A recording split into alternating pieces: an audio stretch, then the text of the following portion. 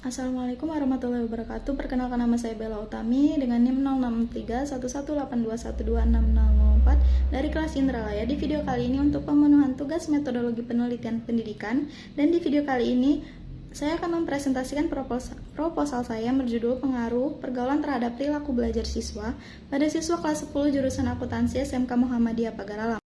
Yang pertama, latar belakang. Pergaulan adalah proses hubungan sosial yang berlangsung lama antara satu orang dengan orang lain sehingga saling mempengaruhi atau berinteraksi. Pergaulan merupakan kelanjutan dari proses interaksi sosial yang terjalin antara individu dalam lingkungan sosialnya. Seseorang yang tumbuh dan berkembang di lingkungan pergaulan yang baik, maka akan baik pula karakter dan tingkah laku yang terbentuk dalam dirinya. Seperti yang kita ketahui bahwa tingkah laku seseorang manusia adalah hal yang sangat penting bagi kehidupan seseorang dan kehidupan sosial terhadap yang lain. Dalam penelitian ini, peneliti akan membahas terkait tingkah laku peserta didik SMK yang umurnya sudah memasuki fase golongan remaja. Sebagaimana pengertian remaja menurut Mappier, masa remaja berlangsung antara umur 12 tahun sampai dengan 21 tahun bagi wanita dan 13 tahun sampai 22 tahun bagi pria. Rentang usia remaja ini dapat dibagi menjadi dua bagian, yaitu usia 12 sampai 13 tahun sampai dengan 17 sampai 18 tahun adalah remaja awal, dan usia 17 sampai 18 tahun sampai dengan 21 sampai 20 tahun adalah remaja akhir. Menurut hukum di Amerika Serikat, saat ini individu dianggap telah dewasa apabila mencapai usia 18 tahun dan bukan 21 tahun. Semenjak permasalahan di atas, maka penulis memilih penelitian dengan judul Pengaruh Pergaulan Terhadap Tingkah Laku Siswa Jurusan Akuntansi di SMK Muhammadiyah Pagaralam. Selanjutnya, rumusan masalah. Berdasarkan latar belakang masalah yang telah dipaparkan di atas, maka apakah terdapat pengaruh pergaulan terhadap tingkah laku siswa di SMK Muhammadiyah Pagaralam? Tujuan penelitiannya yaitu untuk mengetahui pengaruh antara pergaulan dengan perilaku belajar siswa di SMK Muhammadiyah Pagaralam. Kemudian, manfaat penelitian. Adapun manfaat dan pentingnya penelitian ini sehingga menjadikan layak untuk diteliti secara lanjut, yaitu yang pertama, dapat menjadi bekal yang bermanfaat bagi peneliti sebagai guru untuk dapat memperhatikan keadaan peserta didik dalam keadaan pergaulan yang dapat mempengaruhi pola tingkah laku siswa. Yang kedua, dapat memberikan saran atau setidaknya titik terang terkait jalan yang akan ditempuh untuk menghadapi peserta didik yang memiliki masalah tersebut oleh pihak sekolah dan bahkan bagi keluarga peserta didik tersebut. Yang ketiga, dengan adanya hasil penelitian ini akan memberikan manfaat dan kemudahan bagi orang-orang yang sedang menghadapi problem yang sama. Kemudian di bab 2 mengenai tinjauan pustaka, kajian teori di sini saya akan menjelaskan mengenai pada bagian 2.1, 2.1.1 pengertian pergaulan. Pergaulan dalam Kamus Besar Bahasa Indonesia berasal dari kata dasar gaul yang artinya berteman atau bersahabat. Pergaulan merupakan salah satu hal yang dilakukan seseorang untuk berinteraksi dengan lingkungannya. Manusia adalah makhluk sosial yang memiliki kecenderungan hidup bersama satu sama lain. Dengan kata lain, mereka tidak bisa hidup sendiri tanpa bantuan orang lain. Kemudian 2.1.2 mengenai macam-macam pergaulan. Pergaulan menurut Sudomo Hadi tahun 2008 dapat dibedakan menjadi beberapa macam, diantaranya sebagai berikut. Yang pertama, pihak yang terlibat dalam pergaulan. Pergaulan dapat terjadi dengan anak dan lainnya. Pergaulan juga dapat terjadi antara anak dengan orang tua atau orang dewasa. Pergaulan pun dapat tercipta adanya sesama orang dewasa. Yang B, nilai pergaulan. Pergaulan merupakan bernilai pedagogis atau pergaulan bernilai pendidikan, dan tidak pedagogis atau pergaulan tak bernilai pendidikan. Selanjutnya 2.1.3 manfaat pergaulan.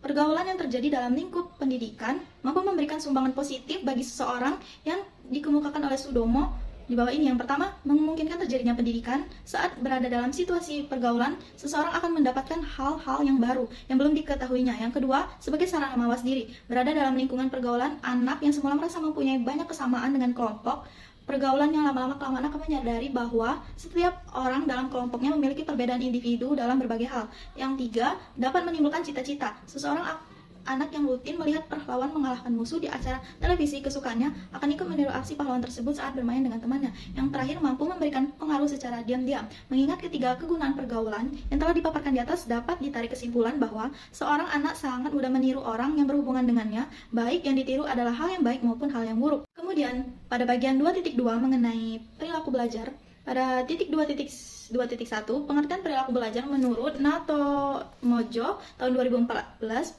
Perilaku adalah kegiatan atau aktivitas organisme yang bersangkutan. Perilaku merupakan suatu hasil dari semua macam pengalaman dan interaksi manusia dan lingkungannya. Wujud bisa berupa pengetahuan, sikap, dan tindakan.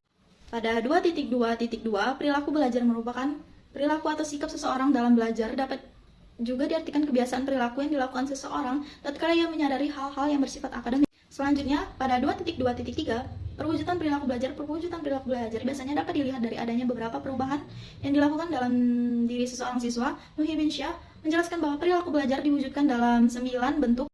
Pada 2.2.4, faktor yang mempengaruhi perilaku belajar, terdapat beberapa faktor yang dapat mempengaruhi perilaku belajar. Muhyiddin Syah menjelaskan bahwa secara umum dapat 3 faktor yang dapat mempengaruhi perilaku belajar seseorang siswa. Yang pertama, faktor internal. Faktor internal merupakan suatu keadaan atau kondisi yang berasal dari diri seseorang yang dapat mempengaruhi perilaku belajar siswa, yang mempunyai 2 aspek. Yang pertama, aspek fisiologis, yang kedua, aspek psikologis. Kedua, faktor eksternal. Faktor eksternal merupakan suatu keadaan atau kondisi yang berasal dari luar diri siswa yang dapat mempengaruhi perilaku belajar siswa, yang meliputi 2 hal, yaitu yang pertama, lingkungan sosial, yang kedua, lingkungan non-sosial. Terakhir, faktor pendekatan belajar. Menurut Abu Amhadi dalam Sosiologi Pendidikan menyebutkan bahwa perilaku belajar dapat dipengaruhi oleh beberapa faktor sebagai berikut. Yang pertama, faktor biologis, yang kedua, faktor psikologis, dan yang ketiga, faktor lingkungan. Kemudian 2.3, kerangka pikir. Pada 2.3.1, pengaruh pergaulan terhadap tingkah laku siswa. Pergaulan memberikan seseorang pengaruh yang besar terhadap proses terbentuknya sebuah karakter dan perilaku seseorang. Seseorang yang tumbuh dalam lingkungan yang sehat, maka karakter yang terbentuk akan sehat, dan seseorang yang tumbuh dalam lingkungan yang buruk, maka pola hidup dan karakter yang terbentuk jadi buruk. Berikut skema kerangka berpikir pengaruh pergaulan terhadap perilaku belajar siswa.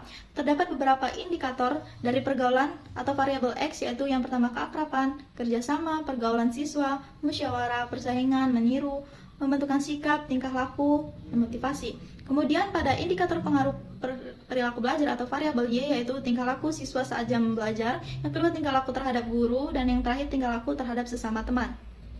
Skema di atas menjelaskan bahwa variabel X, yaitu keadaan pergaulan, memiliki pengaruh yang besar terhadap variabel Y, yaitu tingkah laku. Variabel X dan Y yaitu keadaan pergaulan dan tingkah laku siswa. Adapun pada 2.4 mengenai hipotesis penelitian, HI yaitu adanya pengaruh pergaulan terhadap tingkah laku belajar siswa, yang HO tidak adanya pengaruh pergaulan terhadap tingkah laku belajar siswa. Selanjutnya pada bab 3 mengenai metode penelitian. A. Desain penelitian. Yang pertama, jenis penelitian. Penelitian ini menggunakan jenis penelitian kuantitatif. Yang kedua, desain penelitian. Penelitian, tujuan dari penelitian ini adalah untuk mendapatkan sebuah gambaran dan sebuah pemahaman yang tepat tentang pergaulan terhadap tingkah laku belajar siswa SMK Muhammadiyah Pagar Alam. Yang B. Lokasi dan objek. Lokasi penelitian ini dilakukan di SMK Muhammadiyah Pagar Alam. C. Variabel penelitian. Pada pola keterkaitan variabel yang akan diteliti dilihat pada gambar tersebut. X atau pergaulan atau eksogen, Y tingkah laku atau endogen, D populasi dan sampel. Teknik sampling yang digunakan pada penelitian ini adalah teknik random sampling. Untuk mendapatkan beberapa banyak sampel yang diambil, maka digunakan rumus Lovin dengan teknik pengambilan sampel, yaitu random sampling. Umar 2013. Berikut ini adalah rumus Lovin dan perhitungannya. N sama dengan N dibagi 1 ditambah NE kuadrat. Keterangan N sama dengan jumlah sampel, N sama dengan jumlah populasi satu bilangan tetap di kuadrat persepsi. Yang E, instrumen penelitian. Yang pertama, kisi-kisi instrumen. Instrumen yang digunakan berbentuk kuesioner untuk mengukur siswa SMK Muhammadiyah Pagar Alam. Instrumen penelitian terdiri dari 17 butir pertanyaan untuk variabel X dan 20 butir pertanyaan untuk variabel Y.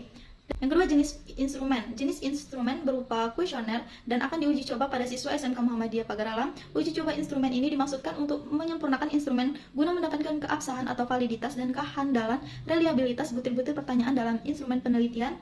Kemudian F, teknik pengumpulan data. Teknik pengumpulan data yang dipakai dalam penelitian ini sebagai berikut. Yang pertama, angket atau kuesioner. Angket ini digunakan untuk mengambil data tentang bagaimana pergaulan dan perilaku belajar siswa. Yang kedua, dokumentasi. Selanjutnya, bagian H, teknik analisis data.